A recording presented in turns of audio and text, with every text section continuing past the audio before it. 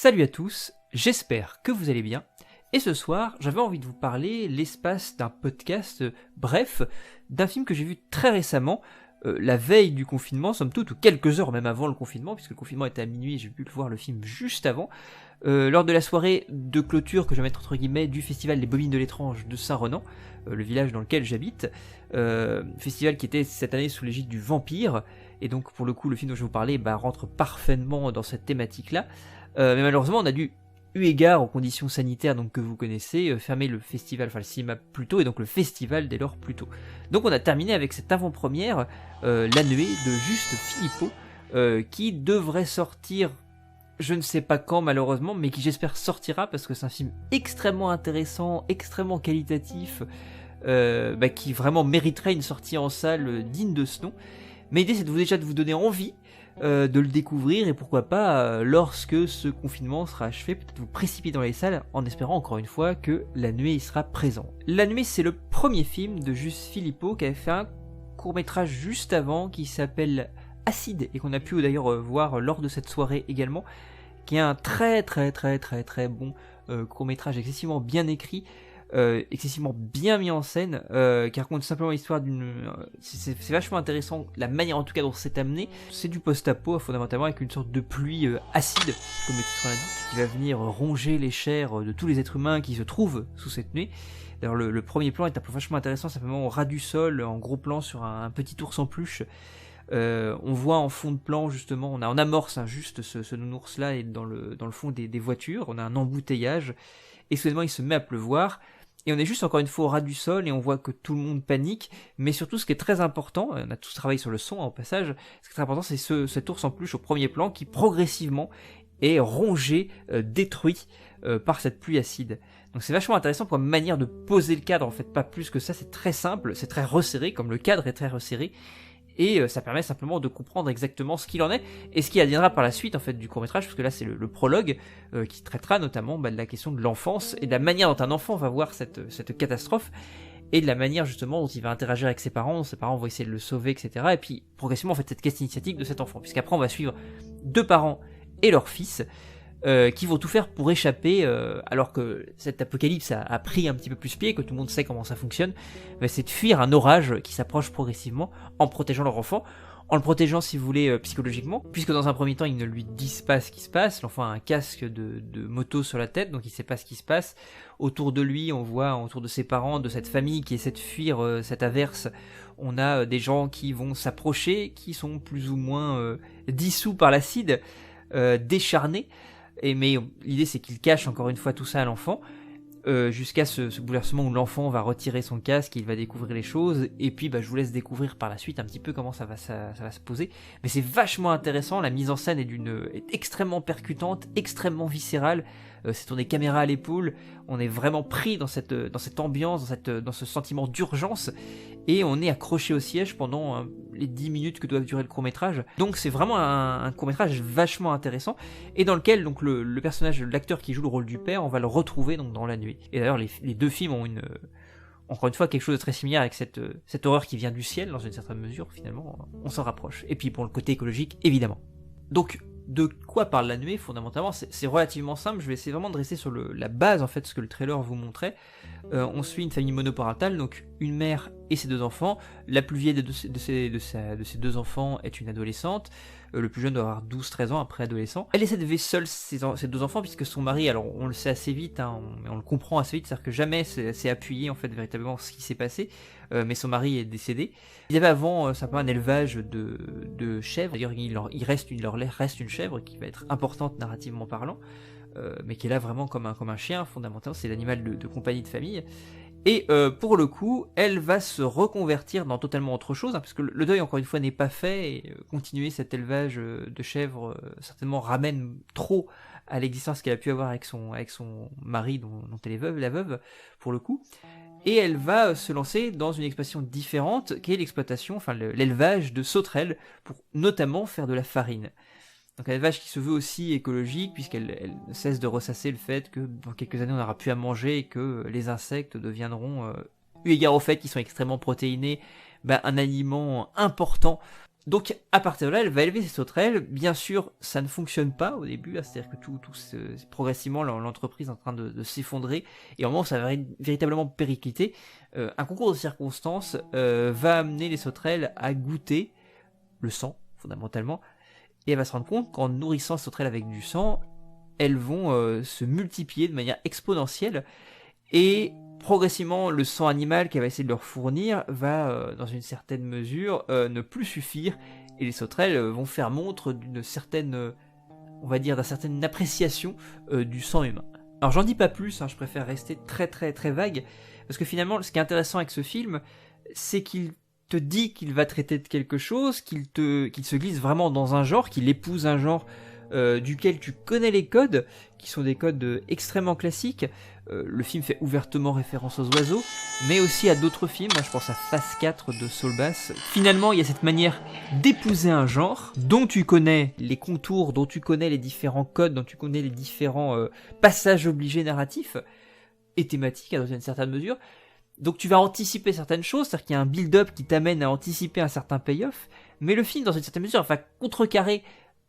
de manière tout à fait relative, bien sûr, à tous ces codes-là, pour que tu sois surpris continuellement, tout en te donnant ce que tu es aussi venu voir pour ne pas que tu sois frustré. Et il y a une sorte d'exercice d'équilibre qui est vachement intéressant là-dessus, tout en posant le fait, encore une fois, que c'est un film français, donc il y a une manière de faire très française, c'est-à-dire que c'est pas un film qui va essayer de jouer la carte du film américain, du film de monstre américain par exemple,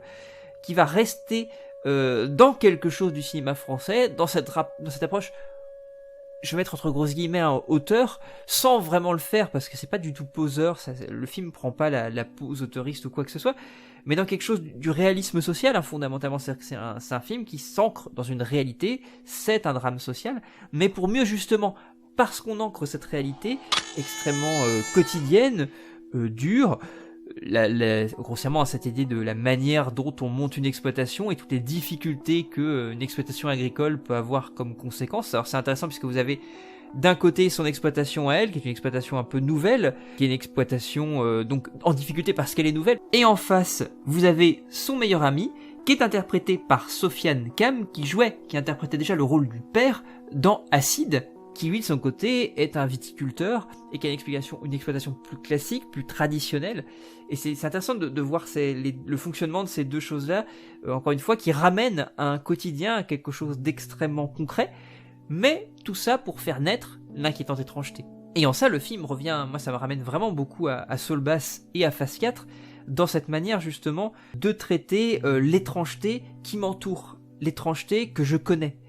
Les sauterelles, fondamentalement, on peut difficilement faire plus concret, plus réel, plus quotidien en termes de créatures de nature. C'est une nature qui nous parle à tous, c'est une nature qui est proche de nous, c'est une nature qui est inoffensive, et là l'idée ça va être de le traiter de manière étrange. Vous avez un travail vraiment de micro, en tout cas c'est vraiment quand on travaille sur les sauterelles, vous avez des plans extrêmement serrés sur les sauterelles, en les voyant si vous voulez interagir de manière normale, et soudainement elles vont interagir de manière totalement anormale, très étrange. Le fait notamment de voir une sauterelle en train de lécher si vous voulez du sang, sans passer par du numérique, encore une fois, les insectes, à l'exception de la nuée si vous voulez, dont on parle, qui effectivement est faite en numérique, sont faites avec les vrais animaux. Donc fondamentalement il y a encore une fois ce côté très concret, très palpable, qui rend vraiment la chose très angoissante, parce qu'encore une fois on est dans cette idée que cela pourrait arriver, et donc c'est encore une fois très ancré, puisque si vous voulez par assimilation ce drame social, cette manière dont on va décrire cette exploitation qui a du mal à fonctionner, tous les problèmes familiaux qu'il y a autour, parce que c'est important de poser ce film-là comme étant un film de personnages. Les personnages sont excessivement bien écrits et excessivement bien interprétés. Ce qui est très intéressant, c'est que Juste Philippot, je trouve qu'il y a une direction, notamment des acteurs enfants, qui est assez incroyable. Les deux enfants sont d'une justesse absolue, c'est vraiment dingue. D'ailleurs, c'est quelque chose qu'on voyait aussi, je reviens à Sid, mais il y a vraiment des liens à tisser entre les deux. Le petit garçon est à diriger, mais vraiment à la perfection. Et là, encore une fois, c'est cette écriture des personnages, inclus dans une situation qu'on connaît, alors peut-être pas directement, mais au moins indirectement, qu'on a vu, encore une fois, dans ce réalisme social que nous vivons, qui permettent d'ancrer tout ça, de rendre ça, encore une fois, très concret, et de rendre très légitime, très pertinent, ce jaillissement du fantastique, et finalement, ce jaillissement qui paraît, dans une certaine mesure, totalement réalisable. Dans l'idée, simplement, on part d'un postulat extrêmement rationnel, c'est justement parce que c'est très rationnel, parce que c'est extrêmement concret, parce que c'est très réaliste, que le fantastique, cette idée de biaiser encore une fois un tout petit peu, parce que vous verrez que pendant une bonne partie du film, on prend le temps d'instaurer tout ça. C'est un film qui prend son temps, alors qu'instaure une vraie ambiance, qui, encore une fois, prend le temps d'installer ces personnages, de les décrire, de montrer avec précision et une précision chirurgicale les relations qui s'établissent entre ces personnages-là. Et à côté de ça, on va faire émerger, dans ce cadre finalement très humain, très réaliste, ces petits éléments, ces petites touches de fantastique qui vont progressivement culminer. C'est-à-dire qu'on prend vraiment le temps. Ça peut être dans une certaine mesure un peu frustrant parce que le film va pas forcément là où vous avez envie qu'il aille, mais dans le dernier acte, finalement, il va quand même vous donner ce payoff que vous attendez, ce que, fondamentalement, le trailer vous annonçait, ce que vous annonce le synopsis, etc. Donc, finalement, on n'est jamais frustré à aucun moment, et ça, c'est extrêmement brillant. Encore une fois, c'est un vrai exercice d'équilibriste. Et puis, ce qui est très intéressant aussi, c'est ce côté aussi fondamentalement social, dans le sens où il y a vraiment une métaphore du système social, du système d'exploitation, du capitalisme fondamentalement, des conséquences du capitalisme sur la nature, tout ça relié, si vous voulez, à des choses plus larges, fondamentalement à des mythes beaucoup plus larges, qui sont le mythe de Prométhée, le mythe de Frankenstein, si vous voulez. Cette idée, encore une fois, qu'on essaie de contrecarrer à l'action de la nature, de la contrôler, et fondamentalement, à terme, c'est toujours la nature qui va finir par nous détruire, par nous faire plier en fait. C'est très très clair, hein. Si vous voulez, c'est très classique. En plus, je pense que dans la période qu'on vit actuellement, fondamentalement, le film a un écho, je trouve, tout particulier. Le voir justement quelques heures avant le début du confinement, dû à une situation sanitaire, donc de fait dû à la nature qui nous entoure, et qui peut-être dans une certaine mesure reprend ses droits, le film a un écho vraiment tout particulier. Ce qui est aussi très intéressant et qui moi me touche tout particulièrement, parce que je pense que vous savez, si vous suivez cette chaîne un petit peu, quels sont les genres même de l'horreur et du fantastique qui me touchent particulièrement, c'est que justement, plutôt que d'aller directement dans cette idée des oiseaux, fondamentalement, puisque c'est, je veux dire, c'est ouvertement une référence, et Philippot d'ailleurs le dit lui-même, hein, c'est une référence vraiment très claire qu'il voulait faire, donc au film de Hitchcock. Ce qui est extrêmement cool, c'est que le film va justement passer par plusieurs genres, voguer entre plusieurs genres. Il n'y a pas, si vous voulez, de fragmentation, de séparation entre les genres. Encore une fois, c'est un petit peu comme dans la vie. Le genre n'est pas une fin en soi, c'est un outil pour raconter une histoire. Donc selon les circonvolutions, les orientations que va prendre l'histoire qui est proposée, bah évidemment, on va voguer d'un genre à l'autre. On est tantôt dans le thriller, tantôt dans le drame social, tantôt dans le fantastique, tantôt dans l'horreur. Et moi, ce que j'aime beaucoup, c'est que le film aussi prend ce parti du body horror,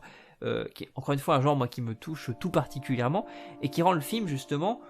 au-delà d'être parfois spectaculaire à proprement parler, extrêmement dérangeant. Et ça, pour moi, ça fonctionne très bien, parce que tout le long du film, fondamentalement, on est vraiment accroché à son siège. Le film, encore une fois, et pour revenir dans cette idée d'inquiétante étrangeté, ne fait pas trop, c'est jamais too much en termes d'effets, c'est toujours très subtil. Si vous voulez, les sévices que vont recevoir certains corps à certains moments sont des sévices qui sont finalement pas si éloignés de nous. C'est une souffrance qui peut arriver, c'est une souffrance qui n'est pas exponentielle, exagérée si je puis dire. Donc ce qui fait qu'à chaque fois qu'on a un moment où on a fondamentalement un plan gore ou assimilé, un peu dégueu, un peu trash, c'est des choses qui sont totalement plausibles, qu'on peut facilement rapprocher de souffrances qu'on a vécues, et donc ça marche extrêmement bien. Il y a quelque chose de très, encore une fois, très dérangeant en fait dans cette approche de la violence, dans cette approche de l'horreur, dans cette approche du body horror, dans cette approche justement de la modification du corps, de la déchéance du corps, de la destruction du corps, par le biais justement des interactions entre les sauterelles et l'humain. Donc c'est vraiment intéressant, et on est vraiment encore une fois sur cette thématique, comme je vous disais justement les Bohémiens étranges cette année, le sujet, la thématique c'était les vampires, on est sur un film de vampires fondamentalement, sur la vampirisation, si on prend ça de manière très directe, très simple, c'est un film qui parle de la vampirisation des individus, des exploitants, des agriculteurs, par le système qui les entoure, par le système dans lequel ils sont enfermés, sur l'aliénation du travailleur, puisque le personnage principal, vous allez voir de la mère qui est aussi admirablement interprétée, qui au passage, il me semble, elle est de la comédie française, pour le coup, elle est absolument brillante, extraordinaire, à plein de moments, puisqu'elle a une sorte de palette d'émotions qui est absolument dingue, et on va parfois de la sympathie, de l'empathie totale à l'antipathie totalement opposée, si je puis dire, même si c'est un peu redondant tout ce que je dis là, mais on a vraiment encore une fois la manière dont elle est vampirisée, aliénée par ce système qui la bouffe à proprement parler, et à quel point justement elle va se sacrifier pour ce système-là, elle va se faire souffrir, elle va se saigner pour ce système-là. Et c'est absolument terrifiant parce que fondamentalement, même si tout ça est traité de manière métaphorique, horrifique, fantastique, tout ça est profondément vrai du point de vue de ce que cela traduit du monde dans lequel on vit. Et c'est absolument terrifiant. C'est pour ça que le film vraiment te fait passer par plein d'émotions. Il y a ces sortes de séquences de sidération, évidemment, lorsqu'on a des choses beaucoup plus spectaculaires. Mais tout le reste, quand on est sur cette sorte de, si vous voulez, de fil très ténu entre la réalité et la fiction, où il y a vraiment entre la réalité et fiction, si vous voulez, entre le fantastique et le réalisme social, il y a cette porosité qui se pose entre ces deux genres-là. C'est très dérangeant, c'est très gênant, et ça nous ramène encore une fois à quelque chose d'extrêmement réel, d'extrêmement concret, et c'est encore une fois là que le fantastique est généralement le plus fort. Donc j'essaie encore une fois d'être très très flou, parce que j'ai pas envie de vous en dire trop, j'ai envie que vous découvriez ça. Donc si vous voulez, je vais pas creuser beaucoup plus, mais c'est vraiment pour vous intimer à découvrir ça, parce que pour moi c'est un très beau film fantastique, c'est certainement l'un des meilleurs films français que j'ai vu depuis la belle lurette quand même finalement, et puis certainement un des plus beaux films fantastiques que j'ai dû voir cette année, je pense, fondamentalement. J'essaie de réfléchir et de me remémorer un petit peu ce que j'ai vu, mais je pense que c'est l'un des plus maîtrisés et qui a mieux compris en tout cas ce qu'était le fantastique, tout en ayant encore une fois cette identité très française en fait. C'est-à-dire que c'est pas un film encore une fois qui essaie de singer le fantastique ou l'horreur américaine fondamentalement, si on prend cette idée-là,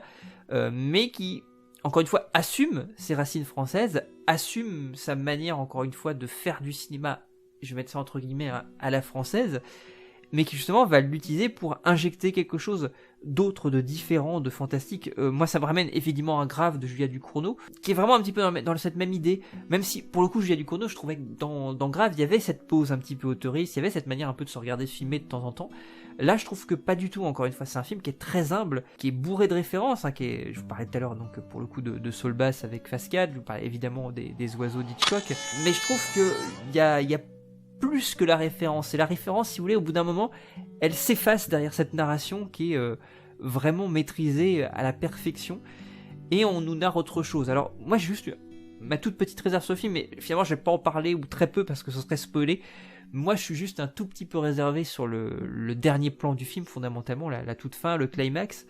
qui pour moi manque un tout petit peu de radicalité. Pour moi, ça aurait été parfait si la fin avait été là où je voulais qu'elle aille, mais encore une fois, fondamentalement, c'est pas moi qui fais le film et je comprends parfaitement ce que le réalisateur a voulu faire. Moi, c'est juste une toute petite frustration en termes de radicalité, parce que je trouve encore une fois le film très radical, autant sur le fond que sur la forme, et je trouve que à la fin, justement, il lâche un petit peu la bride. Ceci étant dit,